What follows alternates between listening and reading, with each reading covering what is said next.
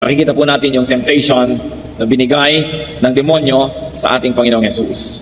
At makikita po natin dito ang isang napakagandang karakter ng Panginoon na maaari natin gawing huwaran, modelo, standard sa ating buhay. Matthew 4:1.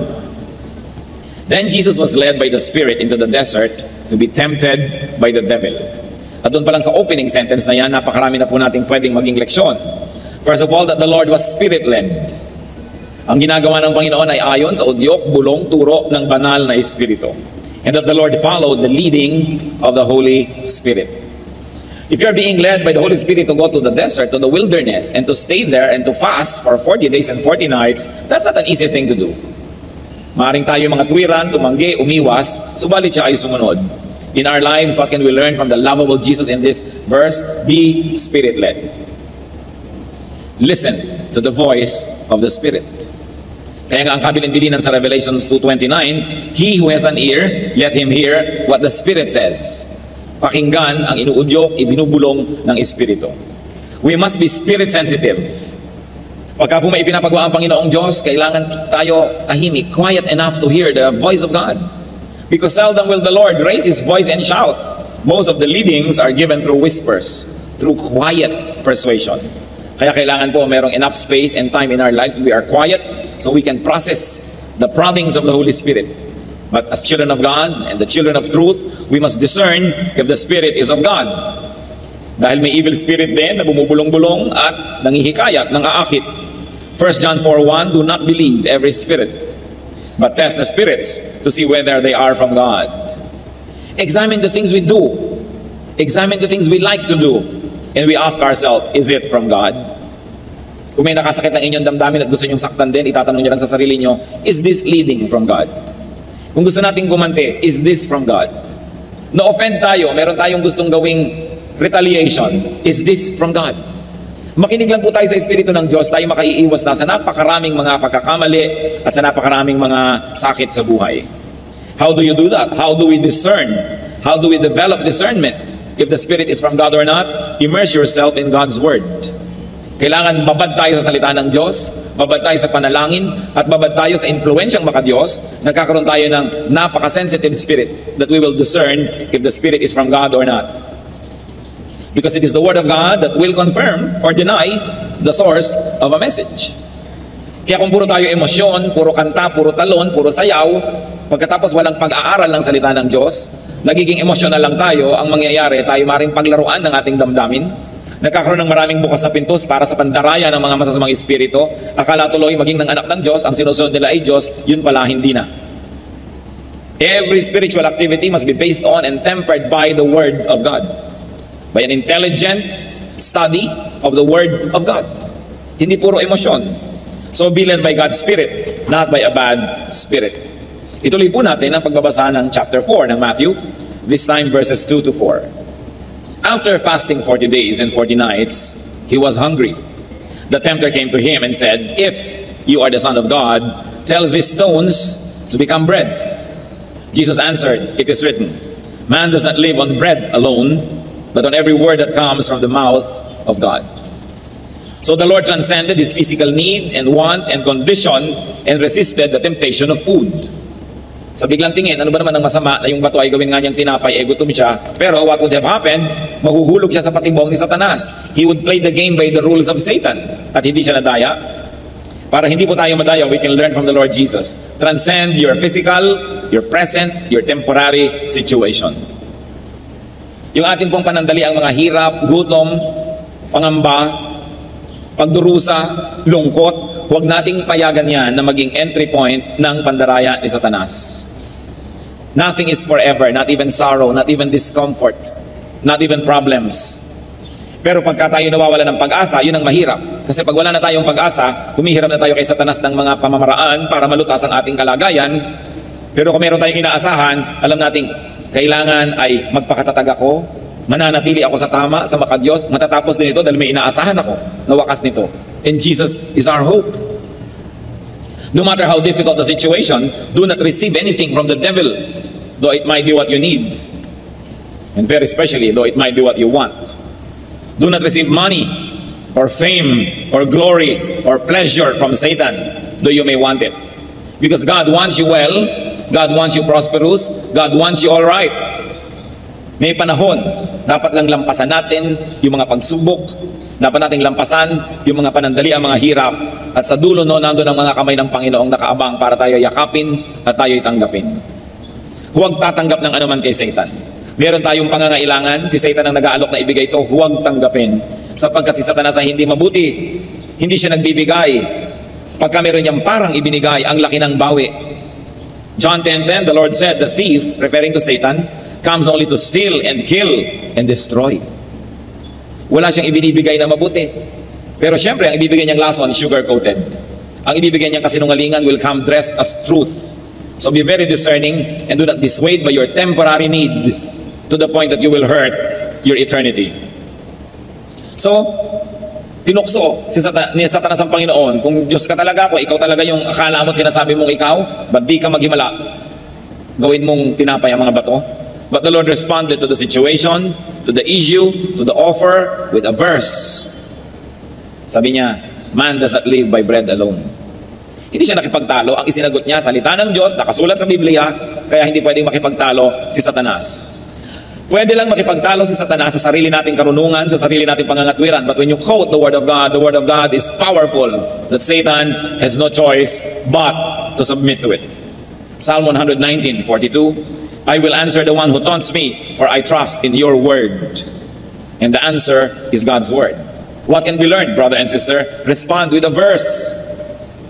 When people taunt you, when people give you temptation, pag ginagalit ka ng tao, tinutokso ka ng tao, ang sagot mo, verse. Sabihin mo man sa kanya yon o sa loob-loob mo lang, ang mahalaga, verse. That's why it's important to memorize verses. We should memorize the Word of God.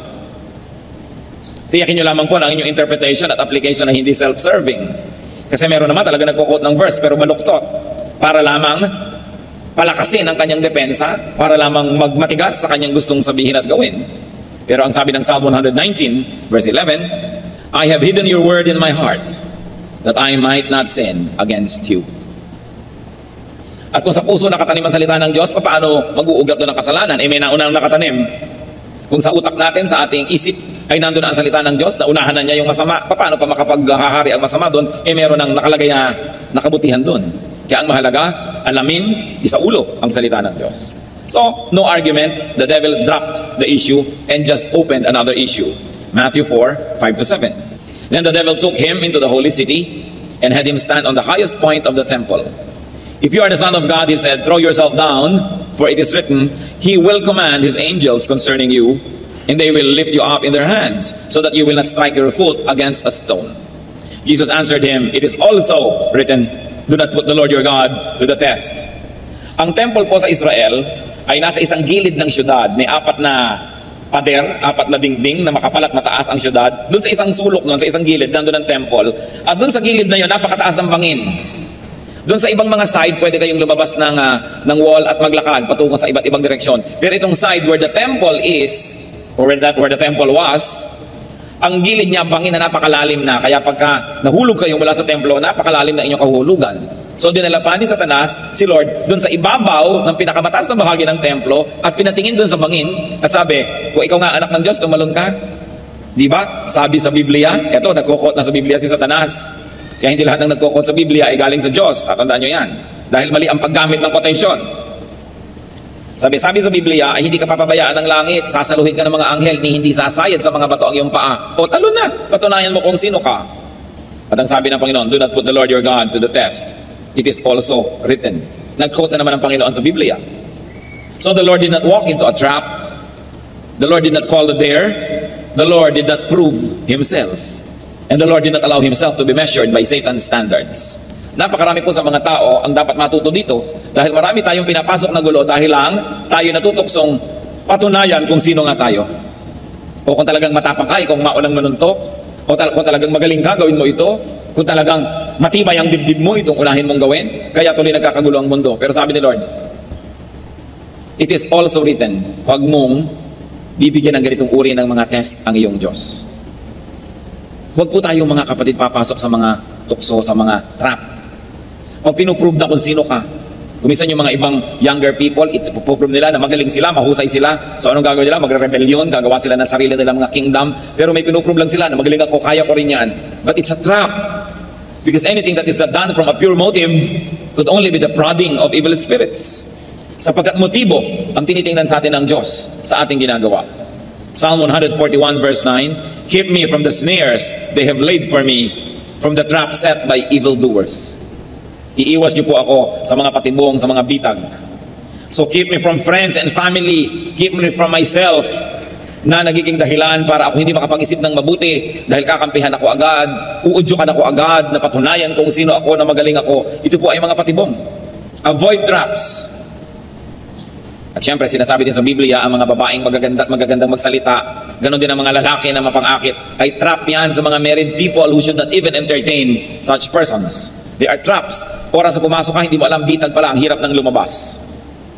Marami pong mga traps, mga kapatid. Kuminsan yung pagsisikap. Sisikapin kong maging best engineer, sisikapin kong maging best accountant, o sisikapin ko na maging best pastor, sisikapin ko na maging magkaroon ng ganitong ministry at papalaguin ko. Kuminsan hindi naman pure lagi ang motive. Dahil lang may inggit sa kapwa, dahil may gustong patunayan o gustong makipagkompetisyon. Sayang ang lahat ng pagod natin sa pagiging excellent kung ang dahilan lang pala ay gusto lang nating magpasikat. Gusto lang pala nating daigin ng ating kapwa. Si Solomon, na pinakamarunong na tao naglakad sa balat ng lupa, sabi niya sa Ecclesiastes 4 verse 4, I saw that all labor and all achievement spring from man's envy of his neighbor. Nagpapalaki ng bahay hindi dahil kailangan niya o gusto niya, kundi dahil gusto niyang daigin ang kanyang kapitbahay. Estudyante, pinipilit ng magulang, taasan ng grade, taasan ng grade, taasan ng grade. Hindi lang talaga para matuto, para madaig pala ang mga kaeskwela. Husayan mo ang isang bagay. Kaya ganyan na rin siguro yung mga kuminsan ay walang kabuluhan na nagpapalagay sa Guinness Book of Records. Pinakamahabang hotdog sa mundo, 3 kilometro. O ano ngayon, ang napala mo na may pinakamahabang hotdog sa mundo, nalagay ka lang sa Guinness Book of Records, natalo mo lang yung dating may record. Pinakamalaking salad, isang buong plaza salad. Sino ngayon nakakain nito?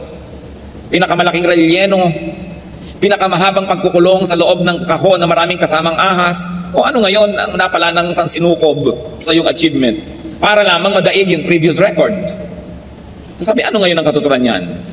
Proverbs 16:18, pride goes before destruction and a haughty spirit before a fall. At kung ang Panginoon naging proud, pinatunayan nga siya kung sino siya, tumalon nga siya para saluhin siya ng mga anghel, at wala namang dudang sasaluhin siya. Pero ano ngayon ang napala niya at napala nating lahat? Pinagbigyan lang niya si Satanas at nanalo lang si Satanas at naging proud na ngayon siya, nagkaroon na siya ng kasalanan, na-disqualify na siya na maging champion o savior natin. Matthew 4:8-10, ituloy ang kwento. Again, the devil took him to a very high mountain and showed him all the kingdoms of the world and their splendor. All this I'll give you, he said, if you bow down and worship me. Jesus said to him, away from me, Satan, for it is written, worship the Lord your God and serve him only. So the Lord emphasized that God himself is to be worshipped, that God is to be served and not tempted. So nung hindi nag-click yung temptation na naman ni Satan, panibago na naman. O ibibigay ko sa iyo lahat ng kaharian sa mundo. Lumuhod ka lang sa akin, sambahin mo lang ako. Sabi ng Panginoon, nasusulat, sambahin mo ang Diyos mo at paglingkuran mo siya. What was important here is that the Lord knew himself, that he was the Son of God. And because he knew himself, he behaved accordingly. He demanded proper treatment and exercised his power and authority. Sabi niya kay Satan, away from me. Kayo po, mga kapatid, sino ba kayo? Kanino ba kayong anak? Natanong niyo na ba ang katabi niyo, kanino ka bang anak? Diba? Siyempre, ang sagot natin, anak ba tayo ni Satanas? No. Anak tayo ng Diyos, amen? So, behave according to your identity. Anak ka ng Diyos eh. Christian ka eh. So, lagi mo itatanong, ito bang gagawin ko ay bagay sa anak ng Diyos gawin? So, behave according to your identity. Kristiyano ako, dapat ba ako nagpapakalat-kalat sa kalsada ng ganitong oras ng gabi? Kristiyano ako, dapat ba ako pumupunta sa mga nightclub, sa mga bar at kung ano-ano pa? Kristiyano ako, dapat ba akong nakikita sa ganitong uri ng mga sitwasyon? Behave according to your identity. Because the Lord said, worship the Lord your God. Huwag mo kong ganyanin, huwag mo kong tuksuhin, lumagay ka sa lugar. And Ephesians 4:1 says, I urge you to live a life worthy of the calling you have received. And the Lord calls us to holiness. The Lord calls us to glory and to eternity. Respect yourself And automatically, others and Satan will respect you. Kailangan igalang natin ang ating sarili. So Matthew 4:11, then the devil left him and angels came and attended him. Sumuko na si Satanas, matapos ang sunod-sunod na tukso, hindi siya pinatulan, ang isinagot lang lagi, Word of God. Walang labis, walang kulang. So the devil gave up and obeyed. And interestingly, angels affirmed Jesus' stand and position and served him after the test, not during. Not during. Hindi po natin tinutulungan ang sino man during the test. Hindi katulad ng nangyayari ko minsan sa LTC, nag-a-apply ka para sa lisensya o para sa renewal, tinuturuan ka na ng mga clerk ng sagot sa kaunting halaga at pabuya. Ano ang bunga? Mga tsuper natin na hindi marunong magbasa ng traffic signs, mga tsuper na hindi alam ang road etiquette, mga tsuper na talagang nakahambalang, nakakalat at napakalaking disgrasya sa kalsada. Kasi habang nagtetest, tinutulungan. Yung iba nga before the test, tinutulungan pa. Nakita niyo po yung mga anghel kung kailan sila nag-minister sa Panginoon after the test. Tayo man, kung dumadaan tayo sa pagsubok, angels will minister to us after the test. Not during. You have to pass it yourself. At ang nakatutuwa nito, at nakaliligaya at nakapagbibigay ng ginhawa, sabi sa Biblia, hindi tayo bibigyan ng pagsubok na di natin kaya. Sukat tayo ng Diyos. At ang pinapayagan lang niyang pagsubok na dadating sa ating buhay, yung nasukat na rin niya at alam niyang kaya nating ipasa. Kaya huwag kayong magsasabing napakahirap ng pagsubok, di ko kaya. Para nyo na sinabing hindi marunong magkalkula ang Diyos, hindi siya marunong sumukat o bumilang. Sinabi na sa Biblia, hindi ka bibigyan ng pagsubok na di mo kaya. Kaya kapatid, kayanin mo, pass it. And the angels will be there at the end of the road to minister to you. Yung mga dinaanan ng Panginoon na daan, doon din niya tayo pinasusunod. Kaya yung mga nangyari sa Kanya, hindi malayong mangyari sa atin. Kaya lang, dapat nating gawin ang ginawa niya. Dapat siya ang ating modelo. The love of the Lord obeyed the leading of the Spirit. Transcended physical and temporary needs. The love of the Lord knew His identity. Behave according to that identity. And the Lord taught Satan to treat him according to that identity. Ano po bang identity nyo? Kayo'y husband? Behave as a husband of one wife. Nagkakagulo when you do not behave according to your identity. You are a wife, behave as a wife. You are a son, a daughter, behave as a son or a daughter. You are a brother or a sister, behave as a brother or a sister. You are a father or a mother, behave as a father. Ano bang ibig sabihin nun? Father ka, pagkatapos magkakaroon ka ng kulasisi, magkakaroon ka ng mga relasyon sa iba, nasisira ang relasyon ng asawa, na ninyong mag-asawa, nasisira ang relasyon ng inyong buong pamilya, napapahamak ang iyong anak, behave as a father. If only you know who you are and don't forget it, you behave as you are. Tulad natin, Pilipino o Pilipino ka, how are you expected to behave? Dapat malang tangkilikin mo ang mga product ng sarili mong lahi, ng sarili mong bayan. Dapat malang ibigin mo ang iyong bayan. Huwag mong kalatan ng mga ilog. Huwag kang dumagdag sa problema ng bayan kundi solve the problems of the nation because you are a Filipino. Eh kung Filipino Christian ka, anong dapat na behavior mo? Marami po talagang tao nawawala sa sarili kaya nagugulo ang buhay. May asawa na, nag-entertain pa ng iba kahit malang sa isip. Behave according to your identity. Hindi mo na dapat ina-entertain yan. Masaya ka man o hindi. Kung malungkot ka, di malungkot ka, magtyaga ka. Pero hindi mo dapat nasirain yung image mo kung ano ka. And remember, we were created in God's image. We are God's workmanship to do good works. And you are a Christian. Kung Kristiyano ka, anong yung identity? Bagay ba sa bibig ng Kristiyano ang nagchichismis? Bagay ba sa Kristiyano yung rebellious sa kanyang spiritual authority? Bagay ba sa Kristiyano yung namimintas? Bagay ba sa Kristiyano yung kung sino ang kumupkup sa'yo, nag-alaga sa'yo, nagpakain sa'yo, bigla mong tutuklawin? At pagkatapos, pagsasalitaan mo ng masasakit at masasama para lang magmukha kang mabuti at martir, kaawaan at tulungan ng iba? Bagay ba yon sa bibig ng Kristiyano? Bagay ba sa mga Kristiyano na nagsusuporta sa mali? Kung tayo lang po lalagay sa lugar, aayos ang ating buhay. Teacher ka, bagay ba sa teacher ang hindi nagtuturo, hindi naghahanda ng lesson plan? Estudyante ka, bagay ba sa estudyante hindi nag-aaral? The Lord did not forget who He was. Sabi niya kay Satan, worship the Lord your God. Lumagay ka sa lugar. So the love of the Lord kept His argumentations with the devil to the minimum. Few words and to the Word of God for our benefit.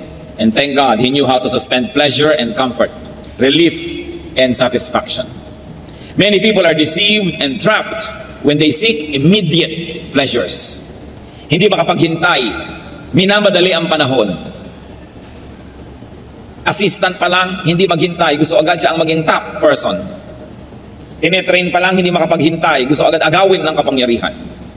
Dapat ang tao marunong maghintay. And especially to deny ourselves instant gratification, if in the long run, it would be disastrous.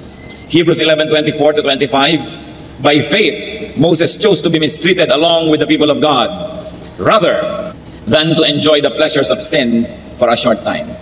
Isipin po ninyo, prinsipe na ang status ni Moses sa Egypt, the most powerful empire of the world. And yet, because he knew who he was, that he was a Hebrew, he belonged to the nation of God, he denounced his Egyptian identity, his royal status, and rather chose to be among the slaves who were the Hebrew people. Pinili niya na dumaan doon sa mahirap kasi yun ang tama. Nabuhay siya dahil siya ay naging totoo sa kanyang sarili. And even the Lord resisted temptation, stood his ground. The Lord suffered so as to be our champion, our Savior. Ano po ba yung mga champion na yan? Nung araw, halimbawa, may giyera, pangkat A, pangkat B, para maiwasan na lang na dumanak ang sobrang daming dugo, pipili na lang ang pangkat A ng kanyang champion.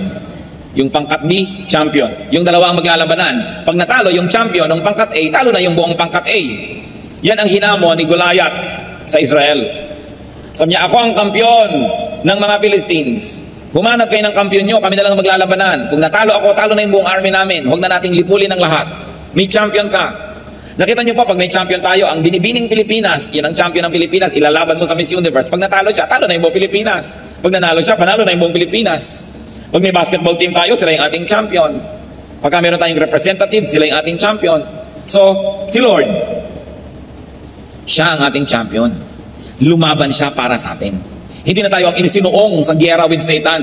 Hindi na tayo ang ipinapako sa krus. Hindi na tayo ang hinagupit. Hindi na tayo ang dumaan sa takot-takot na hirap. Siya na. Pero kung hindi niya yun pinasa, talo tayong lahat. But because he stood his ground, no matter how difficult, na ipinapako na siya sa krus, ibinabaon ang mga malalaking bakal na pako sa kanyang laman, litid, buto. Nananalangin pa siya at hinihingi ng tawad yung gumagawa noong kalapastanganan na yun sa kanya. Kung siya'y nagalit, napuno, napikon, at gumawa ng hindi maganda, hindi na natin siya champion. Kasi ang champion na kailangan natin para mahugasan ang ating kasalanan ay yung walang kasalanan. Ang kailangan nating champion para tayo luminis ay yung may malinis na dugo. Tiniis niya ang lahat so that he will remain to be our champion. And thank Jesus because he is our victorious champion. Yun pa lang dapat na nating ibigin ng Panginoon eh. Gaano karaming tatay, champion ng pamilya nila, pero nung dumaang kekembot-kembot bumigay. Ang sweldo napabigay sa iba, nagdusa ang pamilya. Gaano karaming mga anak, champion ng kanilang pamilya sa school. Ang glory niya, glory ng pamilya. Ang kahihiyan niya, kahihiyan ng pamilya. Tapos may nag-alok ng drugs, nag-drugs. May nag-alok ng kabalbalan, ginawa yung kabalbalan. Napahiya, nasaktan ng buong pamilya. Talo. Champions tayo ng ating maliliit na mundo. Pero pwede tayong magwagi dahil yung champion ng malaking mundo natin, si Kristo, nagwagi na siya. Hebrews 4:15. For we do not have a high priest who is unable to sympathize with our weaknesses, but we have one who has been tempted in every way, just as we are, yet was without sin. Huwag niyong sasabihin, sapagkat ako'y tao lamang. Sapagkat kaya nga ang Diyos ay nagkatawang tao, para niya, pakita sa atin, na kahit siya'y nagkatawang tao, hinarap niya at nagpakatibay siya sa harap ng mga tukso para meron tayong modelo na pwedeng tularan. 1 Corinthians 15:57. Thanks be to God, He gives us the victory through our Lord Jesus Christ. Hindi pagkatalo, hindi kahihiyan ang dinala sa atin ng Panginoong Yesus. Karangalan, tagumpay. So when tempted, remember, learn from, and be like Jesus. Siya ang alalahanin. And remember this, you are and you can be someone's champion. I remember another line from the poetry of J.D. Drilon Jr. Alam niyo po yung tula ni J.D. Drilon Jr., one word per line, walang mga tuldok, walang mga comma, walang punctuation marks. At ito inspirasyon, yung ideya nung siya po ay isang sundalo, padala ng Pilipinas sa Korea. Nung araw, tinulungan lang natin yung Korea. Ayan, nalampasan na tayo dahil sila ay makabayan. Meron silang digmaan, nagpadala ang Pilipinas sa mga hukubo, napadala doon si J.D. Drilon Jr. At nung nasa loob siya ng foxhole, nakikipagbarilan doon sa mga ibang kalaban sa kabilang foxhole, sabi niya, we are at war because elsewhere our leaders failed to make the peace. Yon. Nandito tayo sa paksol na to, namamatay at pumapatay, nakikinigma, nahihirapan, kasi ang mga champion natin, yung mga leaders na nag-usap, nabigo, na mag-usap ng mabuti. Nagyera silang dalawang leader, tamay tayong lahat. Sa pagkakamali ng isang leader, nadadamay ang isang buong bansa. Sa pagkakamali ng isang religious leader, nadadamay ang buong kongregasyon. Sa pagkakamali ng isang ama o ina, nadadamay ang buong pamilya. Ganon din sa anak. We are at war because elsewhere our leaders failed to make the peace. But whenever we can be victorious, we can say we are victorious because our leader, our champion, Jesus, was able to make the peace. And therefore, we are at peace with God through the Lord Jesus Christ. Kaya dapat natin siyang mahalin at pasalamatan. Dapat siya talagang itanghal. Kung hindi lang nga questionable yung igawa siya ng monumento, siya ang dapat igawa talaga. Dahil siya ang tunay nating bayani. Siya ang tunay na tagapagligtas.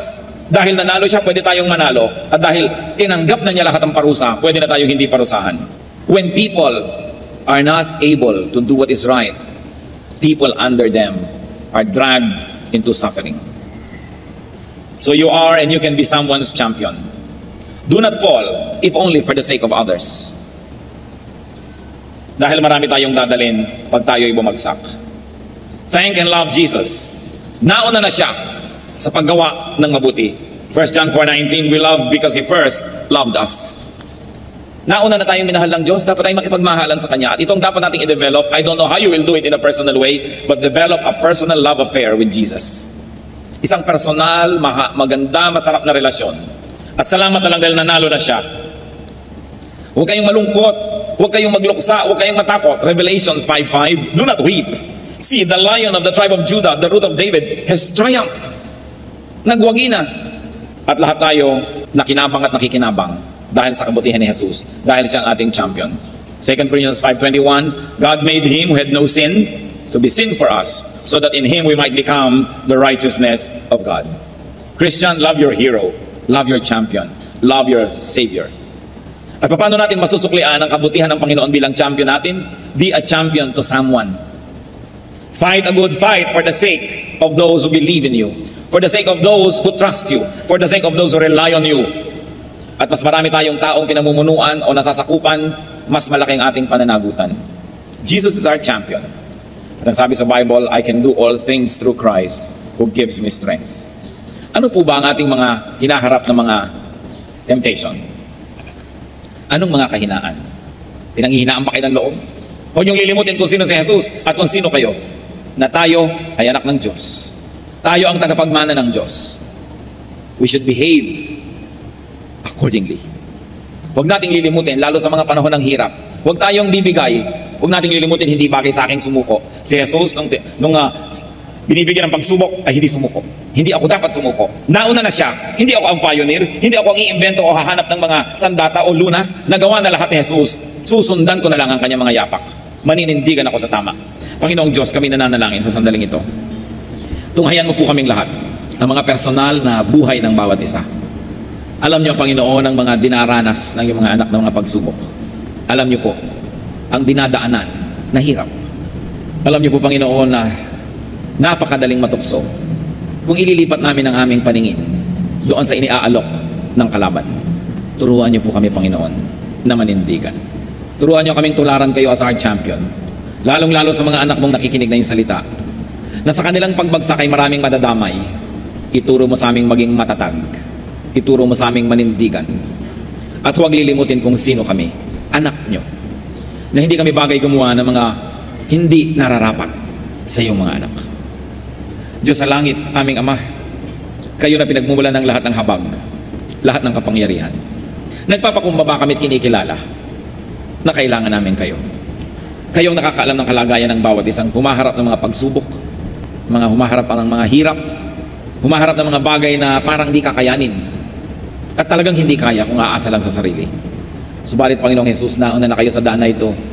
Natawid nyo na ang lahat ng dapat tawirin. Naranasan nyo na ang lahat ng dapat danasin. At dinaranas ng iyong mga anak ngayon. Ama, sa pagpapakumbaba ng iyong mga anak, at ayon sa iyong kapangyarihan at pangako, humihingi ang iyong lingkod. Pagkalooban mo ng himala. Pagkalooban mo, Panginoon, ng kapangyarihan. Pagkalooban mo ng linaw ng isip, tibay ng loob, tapang ng dibdib. At bigyan mo rin ng malakas na katawan na magiging tahanan ng iyong espiritu upang sa ganon makidigma sa masama, manindigan to live victoriously. Salamat Panginoon sa iyong mga pangako. Salamat sa iyong salita. Kayo na nakapabatid ng bawat detalye ng aming buhay, pagkalooban nyo ng iyong kapangyarihan ngayon ang iyong mga anak. Puspusin mo ng iyong karunungan, ng iyong kabanalan, ng iyong kapangyarihan. Mapagtagumpayan at matawid ang mga tukso, ang mga pagsubok na ngayon ay hinaharap. By your power, O Lord Jesus, because of your blood and because of your name, empower your people who recognize you and recognize their own weakness before you. Empower them, O God, to be champions in their own rights because you are our Lord and you are our champion. People of God, receive from the Lord Jesus what you are asking for and thank Him because when you ask, you receive if you ask in faith.